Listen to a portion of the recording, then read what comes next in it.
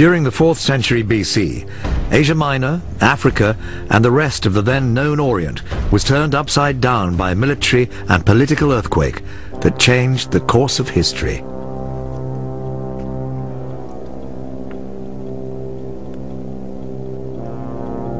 The man who brought about this upheaval was the youngest military adventurer in history, Alexander the Great. Alexander's Macedonian phalanxes didn't just bring military change. The Macedonian conquests also created a cultural revolution.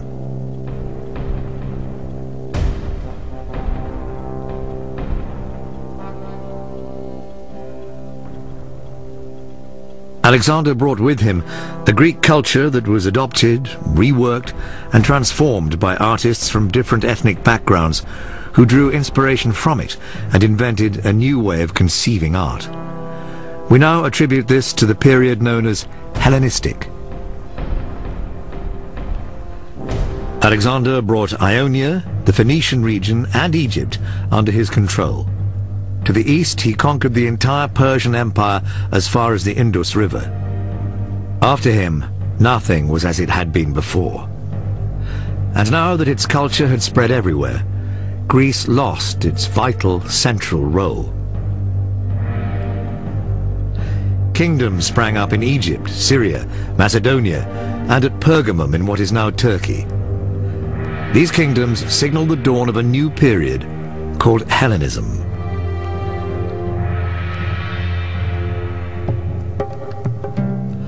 Of the many art forms involved in this revolution, the one that most clearly shows the change is sculpture. This is the celebrated Hermes of Praxiteles, discovered at Olympia, one of the most important works of art before Alexander, in other words, classic Greek art. Here the artist seeks balance, clean lines, and perfection of form, a harmony based on aesthetic canons that lay down mathematical proportions and are quite independent of reality.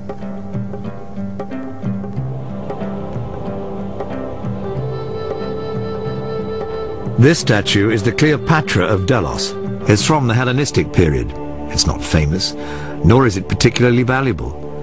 The very fact, however, that it is commonplace is an insight into the artist's mind. He's interested in everyday reality, real people, their traits, their features. The women's fashion of the day is evident. Rendering draperies this fine was a real test of skill for the Hellenistic sculptor. As Greece expanded its realm throughout the Middle East, its own artists and craftsmen, looking for creative inspiration, were enticed to explore the flourishing cities on the other side of the Aegean. They headed for Ephesus and Pergamum.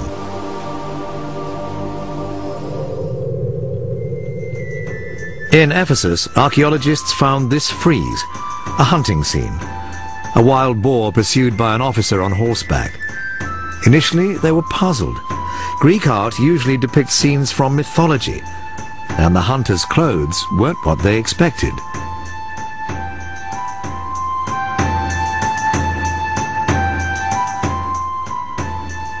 Once all the fragments had been assembled, the mystery was solved.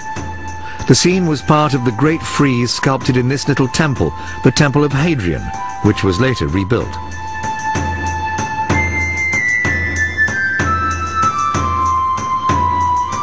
The stones tell a story in pictures, and by studying them, it's possible to identify the legend from which the sculptor drew his inspiration. Androclus, the son of the Athenian king Codrus, learns from the oracle of Apollo that he'll be driven out of Athens, and that a fish and a boar will choose a place for him to found a new city. Arriving on the coast of Anatolia, he lights a fire and cooks a fish. A spark starts a fire in the underbrush, and he sees a boar running away from it. Androclus chases the boar, and at the exact spot where he kills it, he founds the city of Ephesus.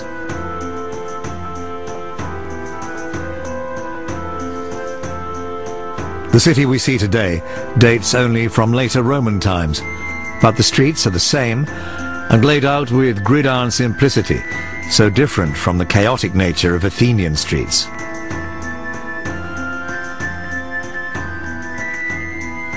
This method of laying out cities was born just south of Ephesus in the Hellenistic city of Miletus, the birthplace of the first urban planner to design orderly, regular cities. His name was Hippodamus of Miletus, and his theories regarding city planning spread first to other Greek cities, then to the Romans, who built their cities on regular line patterns, and have even influenced present-day urban planning. At Ephesus, the right-angled streets also served to differentiate between areas. This one, known as the Slope, was particularly wealthy. The houses have sumptuously decorated interiors. And here, carefully secluded in the side streets, is a brothel. Like many houses in the city, it was luxurious, with heating facilities and hot and cold water.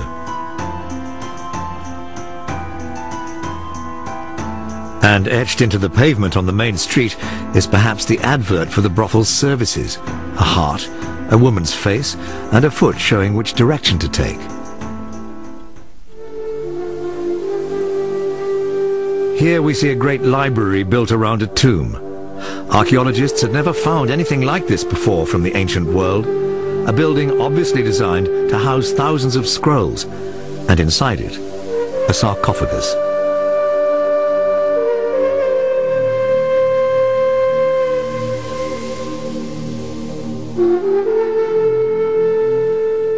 Faced with a unique mix of two totally different buildings, a library and a mausoleum, scholars set out to discover why. To be buried, as in this case, in the center of the city, was an honor granted only to someone who deserved to be remembered as a hero. The unearthing of a number of inscriptions revealed that the building had been erected by Julius Aquila Poleminus in honor and memory of his father Celsus, a senator and magistrate in the 2nd century AD. By building a library in front of his father's tomb, Julius sought to remind his fellow citizens that man attained heroic status only through the wisdom contained in the thousands of parchment scrolls that were housed in this amazing library.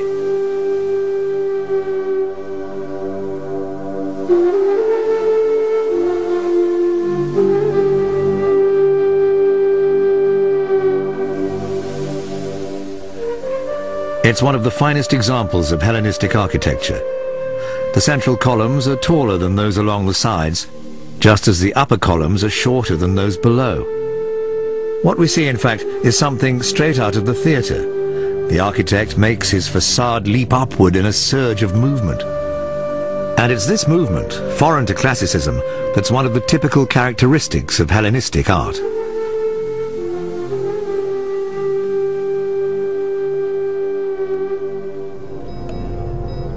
The most famous monument at Ephesus, however, is a colossal work, one that would inspire awe for centuries: the Temple of Artemis.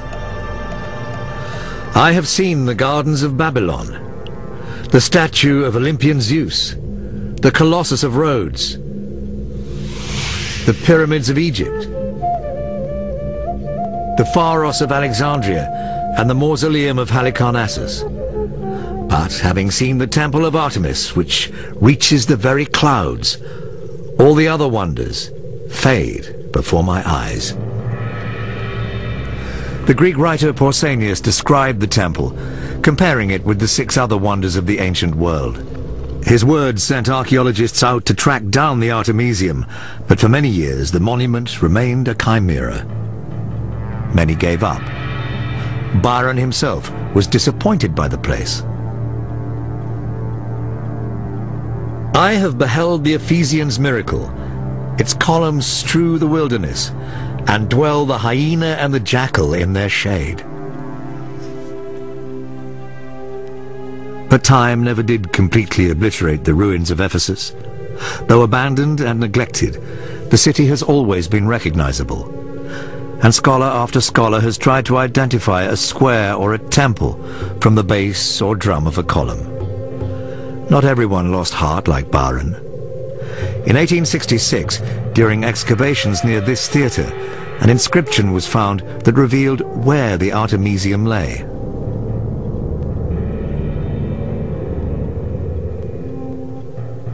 Unfortunately, of that wonder of the ancient world, only a single column remains.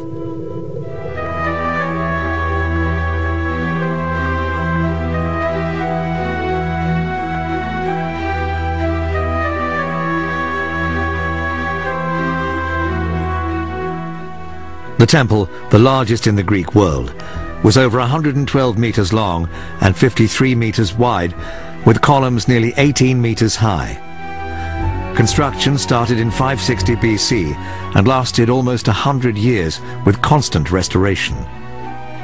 The roofless, colonnaded interior housed a primitive statue of Artemis, and the columns of the porch carried reliefs of mythical characters.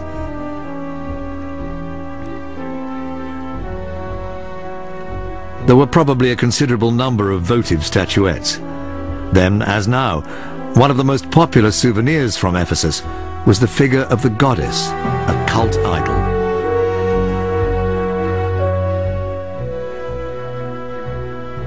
The Romans built their advanced cities in Hellenistic style. A wonderful example is Leptis Magna, an archaeological site near Tripoli in Libya. Thanks to the dedicated labors of a succession of archaeological missions, magnificent buildings have been unearthed and rebuilt. These Hellenistic monuments were built 500 years after Alexander the Great.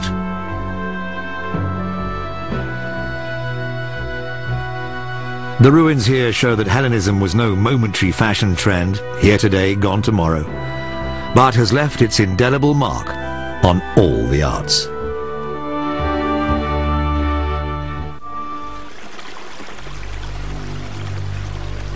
As well as Ephesus, another major Hellenistic city in Ionia was Pergamum. Excavations at the sanctuary of Asclepius revealed an imposing complex capable of holding vast crowds.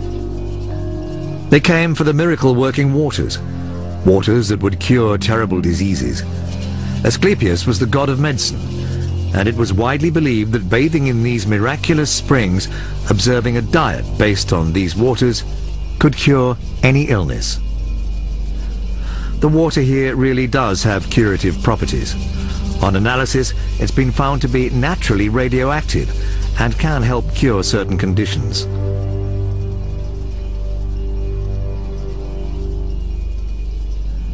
Gathering in the temple, the faithful could obtain cures from great physicians of the day, the most famous being Galen. His name lives on today in the word pharmacists use to describe traditional, handmade, vegetable-based medications. Galenical. Besides the famous sanctuary and temples, Pergamum established itself as the preeminent artistic and intellectual center of Anatolia. It was this city that revolutionized the art of writing through its invention of a new writing surface, parchment. Pergamum was the site of one of the largest libraries in the ancient world, comparable in importance only to that of Alexandria. According to a legend recounted by Pliny, King Ptolemy V of Egypt refused to supply papyrus to King Eumenes II of Pergamum in the 2nd century BC for fear that he would create a library greater than his own. Eumenes decided to perfect the treatment of sheepskin to make it fine and easy to handle, and as suitable for writing on as papyrus. The result was parchment, and Eumenes' library eventually surpassed even that of Alexandria.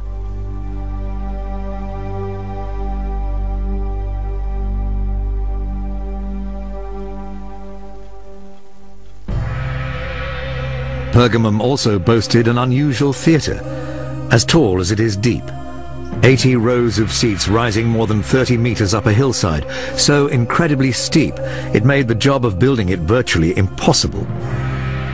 Why would they have built something so daring?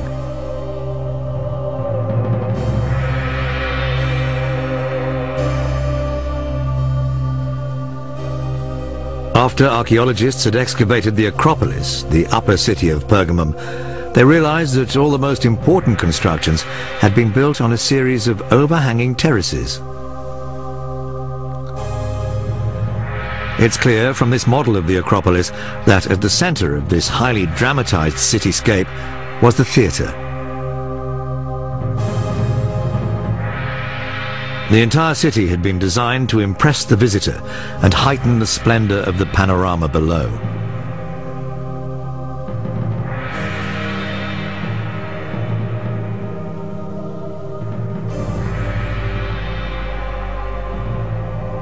The great altar of Zeus at Pergamum is one of the few wonders of the ancient world that can still be admired today in all its beauty. But it's no longer in Pergamum, but at the Pergamum Museum in Berlin.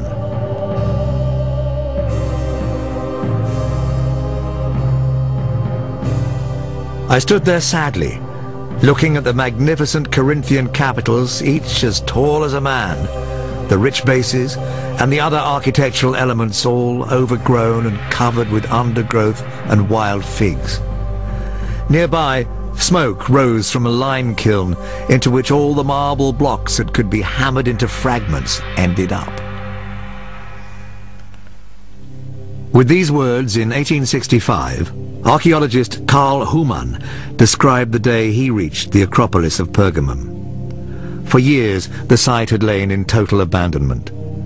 The remains of the magnificent buildings were being used as a quarry. Marble was being burned down into lime. One of the greatest treasures of the artistic heritage of mankind was being reduced to dust.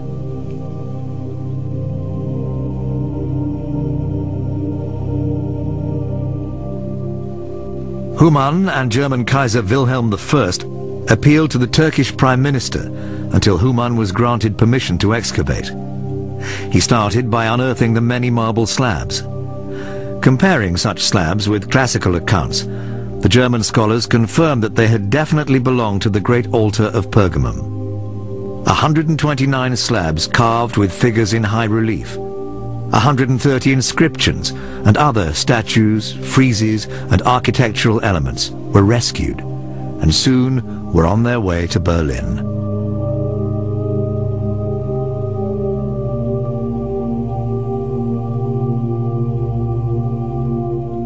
Where these two trees grow today is where the once great altar of Pergamum stood, built by sculptors trained at Pergamum, the fathers of a new art style.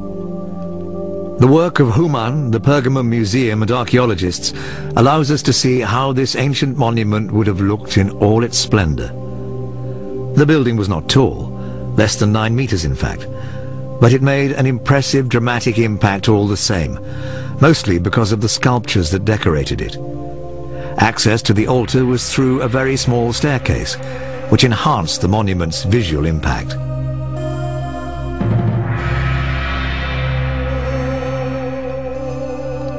The Great Altar was a building unique in its own right. It wasn't a temple, had no college of custodian priests, and was open to all in every respect. It had also clearly been created with self-glorification in mind. The Pergamines wanted it to celebrate their military prowess.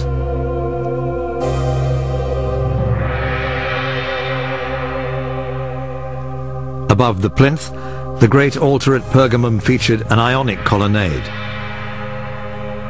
The monument itself, an original Pergamene invention both in form and decoration, was 35 meters long and 35 meters deep. It was enclosed on 3 sides, while the fourth, which faced west and overlooked the valley, was occupied by the great stairway leading to the center of the colonnade, where the altar itself was located.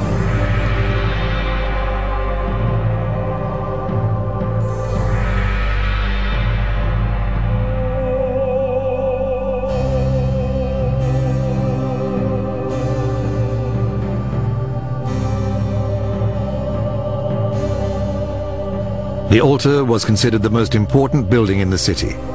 It was constructed at the height of the Hellenistic period, during the time of the Attalid kings, when Pergamum gave its name to one of the 4 Hellenistic kingdoms. Long before Pergamum came under Roman rule, the Pergamene had defeated the Galatians, a Celtic barbaric tribe who raided the country, sacking and plundering. The altar was built to commemorate the victory of civilization over barbarism. In the inner court, aside from the altar, is a smaller frieze, the so-called Telephos frieze. Here, inside the colonnade, the sculptures tell the story of Telephos, the founding hero of the city and the son of Heracles.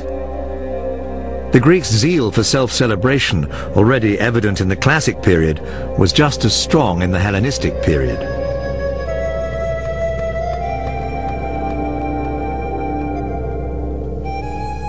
But the main story here is told by the larger frieze that surrounds the plinth. It's made up of stone slabs 2.5 meters high that once formed a continuous sequence 40 meters long.